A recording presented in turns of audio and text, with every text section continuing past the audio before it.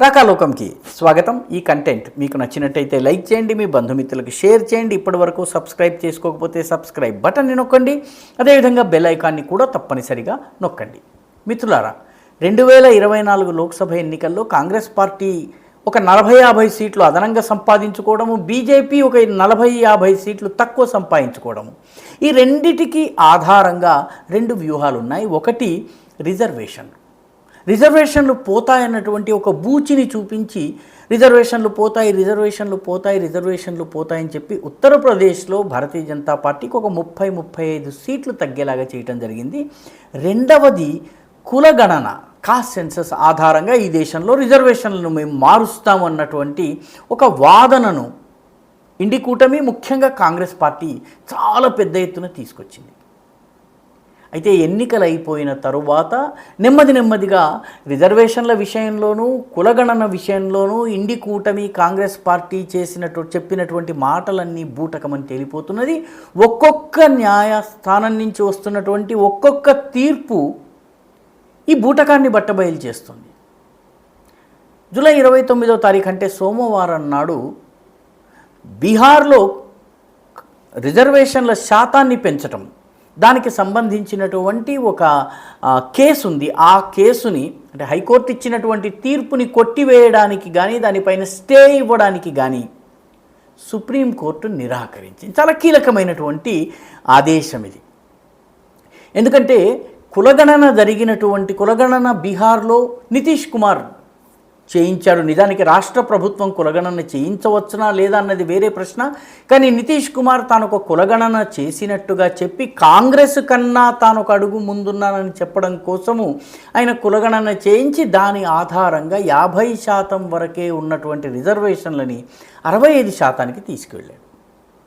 65% reservation తీసుకువెళ్ళిన తర్వాత దానిని కోర్టులో సవాలు చేస్తే పట్నా హైకోర్టు ఈ 65% అంటే ఈ 15% అదనంగా పెంచటము, ఒక ఈబీసీకి ఒక 6%, ఓబీసీకి ఒక 4%, ఆ తర్వాత ఎస్సీలకు ఒక 3%, ఎస్టీలకు 1% పెంచి మొత్తం అంతా కలిపి ఒక 15%కి పైకి తీసుకెళ్లేటటువంటి ప్రయత్నము, 50 వరకు ఆమోదించినటువంటి క్యాప్ అది, దాని నుంచి 65కి తీసుకెళ్లారు నితీష్ కుమార్.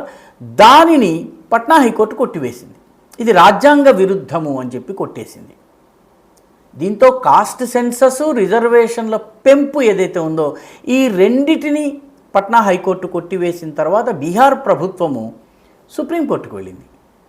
సుప్రీంకోర్టు కూడాను దీనిని విచారించేందుకు నిరాకరించింది మొదట్లో. తరువాత ఏదో ఒక తీర్పు అనుకూలంగా ఇవ్వమని చెప్పి అభ్యర్థించిన తరువాత దీనిపైన సెప్టెంబర్లో విచారణ జరుపుతామని చెప్పారు.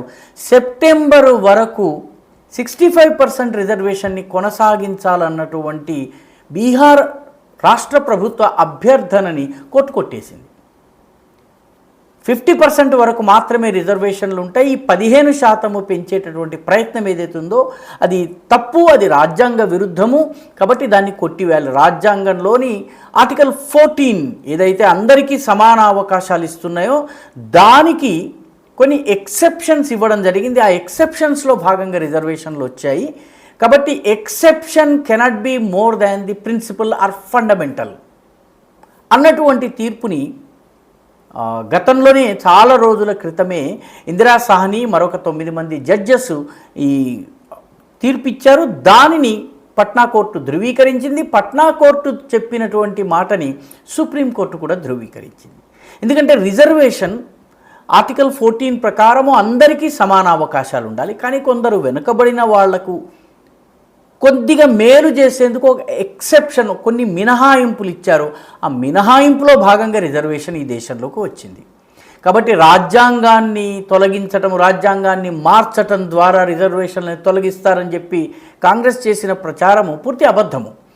అయితే కోర్టు చెప్పింది ఏంటంటే మినహాయింపు ఎప్పుడు కూడాను జనరల్ రూల్ కన్నా ఎక్కువ ఉండకూడదు.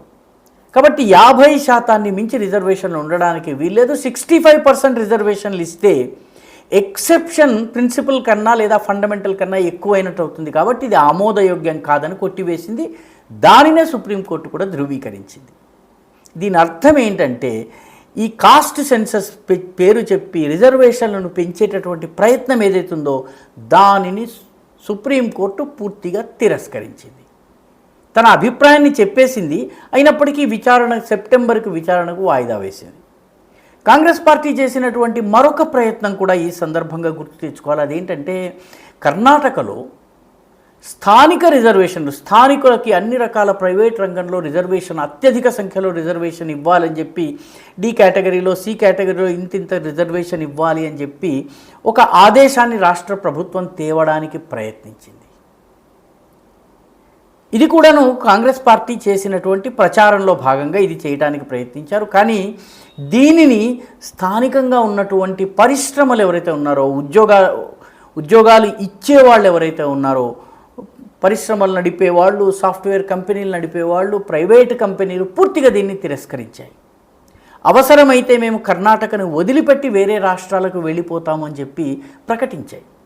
నిజానికి కర్ణాటకలో సాఫ్ట్వేర్ ఇండస్ట్రీ రావడానికి కారకుడు ఎస్ఎం కృష్ణ. ఆయన ముఖ్యమంత్రిగా ఉన్నప్పుడు చాలా దూరదర్శితతో ఆయన ఈ కంపెనీలన్నింటినీ తీసుకొచ్చి వాళ్ళకి ప్రత్యేక సదుపాయాల్ని కల్పించి ఆ ఏరియా అంతా కూడాను ప్రత్యేకమైనటువంటి చట్టాలు అమలయ్యేలా చేసి వాళ్ళకి అనేక స్వేచ్ఛ ఇచ్చిన తరువాత అక్కడ సాఫ్ట్వేర్ కంపెనీలు వచ్చినాయి.